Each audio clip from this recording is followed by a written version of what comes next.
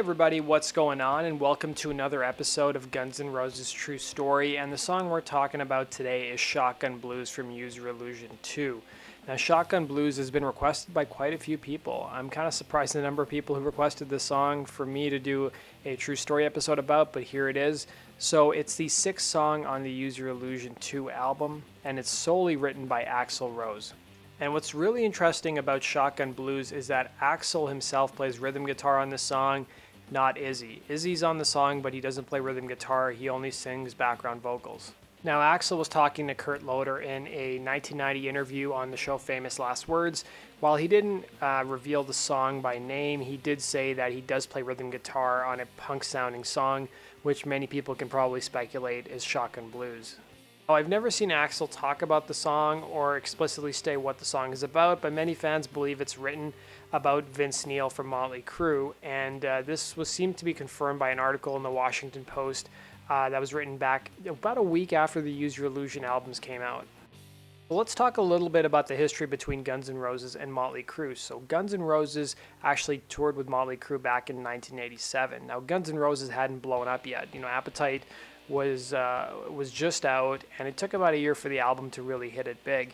And Motley Crue was an established band at that point in time. They had like a private jet, which they actually offered to the guys from Guns N' Roses to come on as well.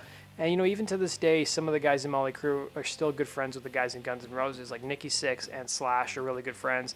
Duff is friends with Nikki Sixx, and they're also friends with Tommy Lee as well. If you guys want to see the short snippet from Duff's documentary that's out on Netflix, I've linked to it down below. It talks about the tour with Motley Crue back in '87. The real incident between Vince Neil and Axl Rose actually happened at the 1989 Video Music Awards that MTV held. So there's a really good article I've linked to down below. It's from Ultimate Classic Rock. They actually talk about the incident. Now, the incident was never really captured on tape from whatever I could find, but basically it was the 1989 MTV Video Music Awards, and Guns N' Roses were there. They were actually up for an award for their video for Sweet Child of Mine in two categories, Best Group and Best Metal Videos, and Guns N' Roses ended up winning the later.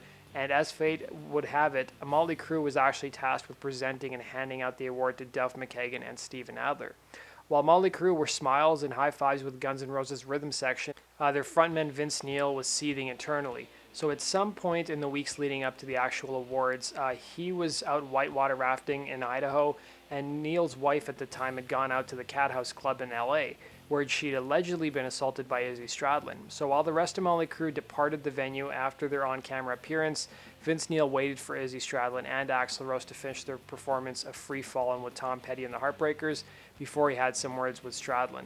Now, this event was actually captured in the band's autobiography, The Dirt by Neil Strauss. He said, "You effing hit my wife, so effing what?" He spat. "All my blood rushed to my fist and I decked him. I decked him good right in the face. He fell to the ground like a tipped cow." And before Neil could do any more damage to Izzy, his bodyguard actually grabbed him. And as they were making their way outside, Neil was actually confronted by Axl Rose. And Axl got into Neil's face, basically challenged him and threatened to kill him. And then, the situation was ultimately diffused and both singers went on their way. However, the bad blood remained over the next couple of years as Axl went on to take a number of pot shots at Vince Neil in the media, claiming he threw a punch like a powder puff and even vaguely offered to fight him in Atlantic City. And for his part, Vince Neil actually responded in kind with his own challenge, yet for all the hype that was generated, nothing became of the tussle. And there's a bunch of videos on YouTube that talk about the altercation and the fight at the VMAs and even the sniping that happened over the next couple of years. So I've linked to these videos down below. Vince Neil did say in an interview on Rockline on MTV about a year or so later that he doesn't really have any issue with the other guys from Guns N' Roses, like he hangs out with Duff all the time.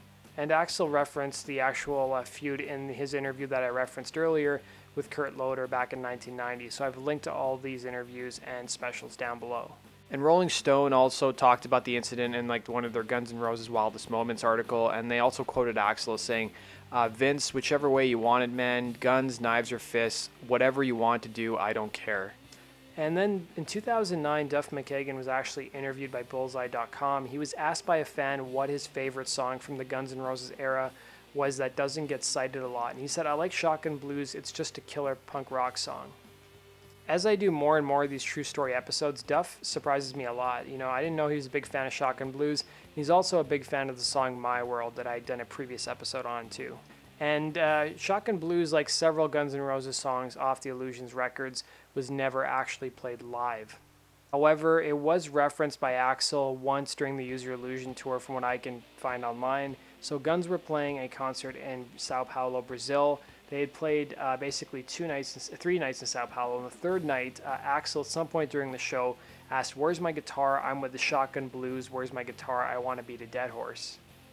And believe it or not, the song has actually been covered in the past. So there's a tribute album that came out back in 2000. It was called Strings of Fire, the acoustic tribute to Guns N' Roses.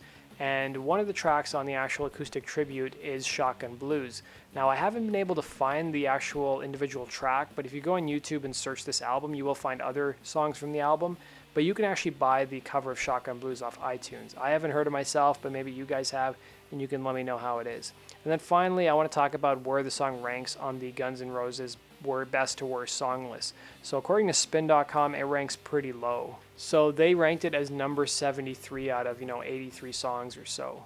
And GuitarWorld.com gave it a really poor rating. They said it's the second worst song off the Illusions records. It was ranked number 29 out of 30 songs. They only looked at the Illusion songs, and they said that some of the insults here are more on par with Triumph the Insult Comic Dog. And then finally, Medium.com ranked the song a bit better. Out of 78 songs or so they ranked for Guns N' Roses, or 79, it ranked number 58. And so it's a little bit further down the list, but it's definitely not making anybody's top 10 anytime soon.